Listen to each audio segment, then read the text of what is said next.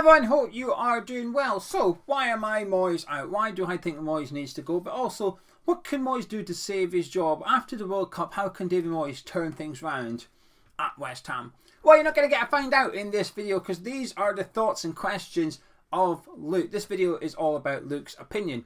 Over the World Cup break, we're going to be collaborating with as many West Ham YouTube channels as possible. So you're watching this and you create content, feel free to get in touch with us. And we're kicking off with Luke from the Three Hammers. Please do subscribe to their YouTube channel if you haven't done already. Link is in the description of this video. Plus, their latest video will be on the end slate at the end of this video. A lot of videos, but you get the gist anyway. So, Luke is around. He's going to discuss why he is David Moyes out, but what also Moyes can do to turn things around after the World Cup. And a lot of things Luke goes on to say, I agree with actually. So, stick around. Make sure you subscribe to the Three Hammers, and I'll catch you tomorrow. Hello guys, how we doing? Welcome to Hammers Chat. I was so used to saying welcome to the Three Hammers. I nearly said it. I've took this video a couple of times and I said welcome to the Three Hammers every time.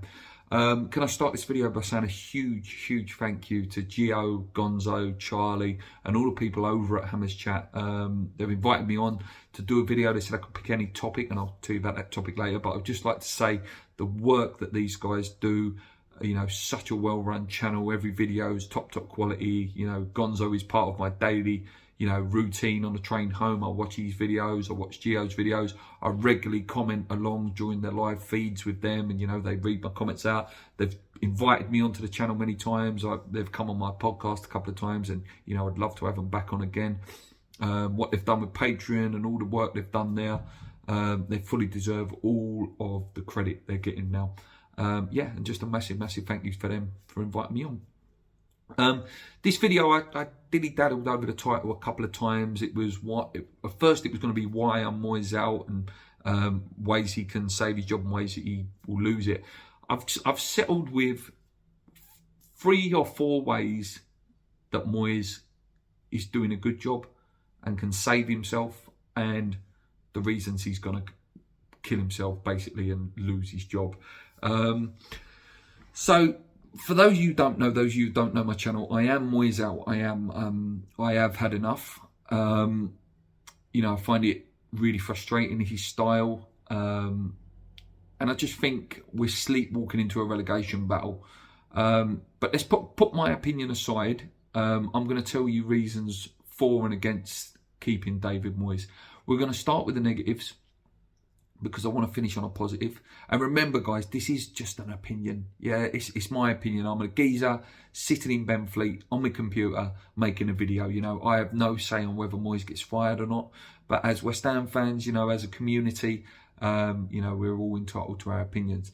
So the things I think that David Moyes is doing bad, okay, the things that I think could be the things that bullet him in the end. You know, the biggest one for me is poor results. You know, since January 2022, the results have been awful. I think what have we won? 6, 7 games, maybe 8 at a max. In terms of league, yes, okay, Conference League undefeated, fantastic, and those great European nights were amazing. But your bread and butter is always your league. It's always your league. You know, you have to get results, and we looked like we was becoming a really, you know, positive team that was going to hit the big highs. And listen, I can't fault the board. They have, you know, they've tried to back him and, you know, really try and, you know, convince someone like Declan Rice to stay. But results have not been good enough. And, you know, it's okay sitting there. People will say, oh, Mark Noble's left and this coach has left and this coach left. Mark Noble wasn't playing a lot of games. You know, it's more or less the same team that was getting results before that. So yeah, the poor results are it's just not good enough. And that's point number 1 from me for a negative. Point number 2, and this is a big one for me, is the treatment of some players. David Moyes holds grudges against players. We've seen it. Crowell didn't give Vlasic a full chance. Said Benrahma is constantly criticised in the press. And whenever he does have a good game, he'll say, well, that's all he did in a game. Yeah, listen, Said's been our best player this year. And he continuously tries to find ways of not playing him. And the fans are clicking on to that now. Listen, in any other workplace, if your boss came out and spoke how he sometimes speaks about Benrahma, you would be saying there's workplace bullying going on there. Yeah, I don't like it. And eventually, players start seeing that as well.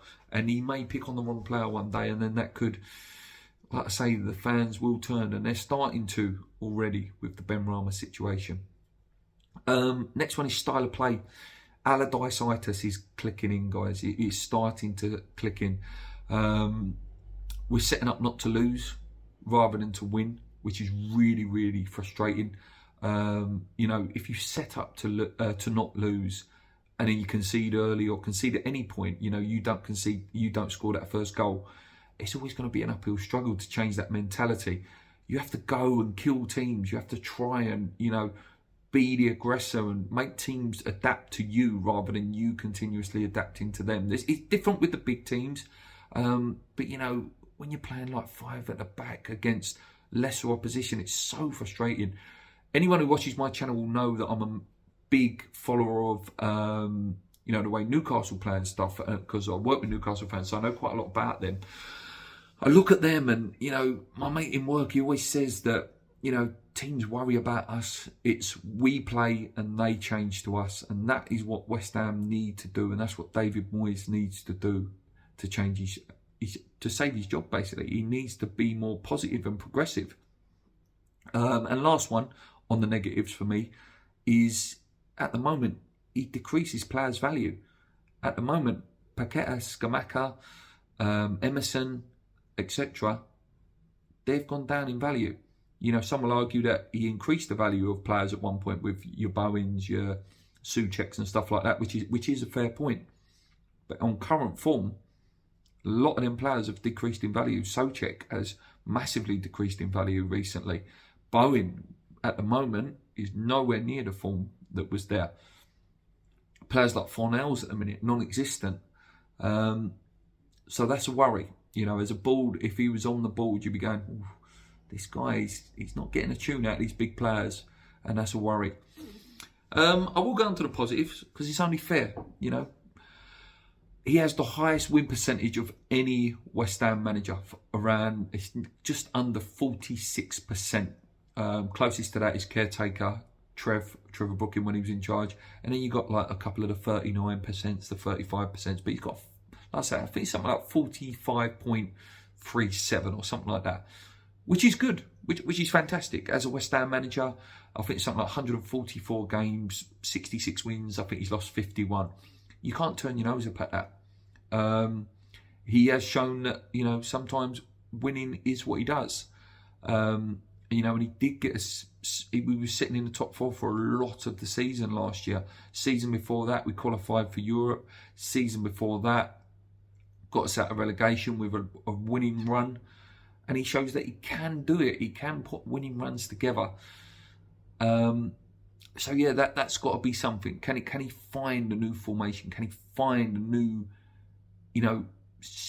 new balance that he got? Like when he first come in, there was this thing that he used to do where Cresswell would go forward and Rice would fill in, and there was a bit where Noble used to play a floaty number 10 role.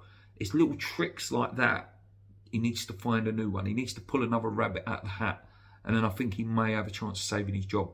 Point number 2 on a positive. He can improve players. Now, I know I've said he decreases players, but he can also improve them.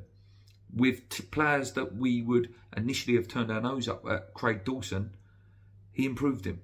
What a signing he's been. Bargain, absolute bargain. One of the best bargains West Ham has ever signed. Jarrod Bowen coming from the Championship, definitely improved him. He's gone off a little bit, he's gone off the ball a little bit, but towards the end of last season, he was fantastic. I would have said he's a banker for the World Cup at one point. It's only that his form since the start of the season hasn't been that great. He turned Cresswell into a better player at one point. When Antonio was banging loads of goals in, he worked a system around him. If he can get a system for Paqueta, for Scamacca to work, again, saves his job. But he's got to, I keep saying it, pull a rabbit out of the hat. And I think he may have one, but he's got to find it. Another one for me, this is more of tips for him now. Play positive. Start playing some more positive football. We're one of the only teams that don't press. We have such poor passing. We sit too deep at times and then wait on the counter when we haven't got the pace for a counter attack. You know, just be more on the front foot, especially at home. You know, West Ham fans pay a lot of money for their season ticket. You know, even if you do pay for the, you know, the 250, 300 quid ticket, still your money. Football, at the end of the day, is entertainment. You know, I want to be entertained when I go to football. I don't pay the money to watch 11 men sit behind the ball to try and earn a draw and nick a 1-0 win. Which, listen, I'll take a win all day long, but, you know, it's an entertainment business. West Ham don't win trophies, we know that. So we want to be entertained. That's all West Ham fans want. Di Canios, Brookings, Devonshires, Payets. Paqueta can be that guy. Benrahma can be that guy if you let the shackles off them and play a bit more positive. And the last one from me that could save his job. If he's still in the job in January, sort out the issues. Fullbacks, need a right back, need a left back potentially as well, and maybe another central midfielder. If he can do that, and he can gel them in, and I'm not talking about buying them and then we don't see him in the team till mid-Feb, March, then we've got a chance. Do I think he could go on and win the Conference League? I do. I genuinely do. I do think Moyes can go on and win it. I think it's a competition that is there to be won. My only fear with it is that if we do find ourselves in a relegation battle in the next 10 weeks, 8 to 10 weeks, and we're hitting mid-Feb and going into that game, league points become more crucial, we could find ourselves throwing that away, and that would be a big, big shame, because I would love nothing more than Declan Rice to, you know, leave the club on a high, lifting a trophy, becoming another captain that lifts that trophy.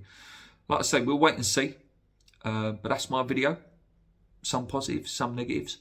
Big, big thank you to Gio, Gonzo and Charlie again for inviting me on. Yeah, subscribe to them. Get involved in their Patreon. Give them all the love. Until next time, guys, come on you Lions. Keep believing. Let's go.